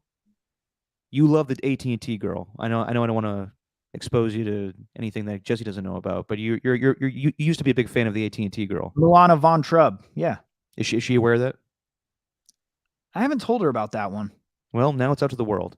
Margot Robbie and Blake Lively are right up there, though. But Milana Von Trub. You've seen this commercial where she's on a plane and they're talking about like AT&T service is better than what you get on a plane, and then Keegan-Michael Key is sitting there with 2 lines in the whole damn commercial. It's like just random as hell. Can't say that I have. Okay, well, when you see it along with the Derek Carr commercial where he's trying to be a lion, you let me know, because apparently I see these commercials that no one else sees. We built this toilet. That's the one I'm on right now. We built this toilet on. I don't even know. I thought you were just singing that. There's actually a commercial. Yeah, it's a commercial. We built this toilet. Has it been running through the MLB playoffs? Because I'm sure I'll watch it then. Say that. What? Oh, we fixed this toilet on video. Okay, I have seen that commercial then. We fixed this toilet. Okay, well, last question for you. It's been a week. Do any of us know what the hell is up with that Kevin James meme? Still don't know. Okay, neither do I. I'll You know, never you know understand it. You know what my response is? I'll post the Kevin James meme to that, because I think that's what it is. It's just. Yep. I don't know. Yeah, I don't get it. And on that note, thank you guys as always, everybody in the chat tonight. Steven, this is a long one. And we'll see how I do tomorrow with surviving this hot sauce. Hopefully it was nothing. As always, Steven, say what you always say. What do I say? It's just we fixed this toilet. Our opinion, man.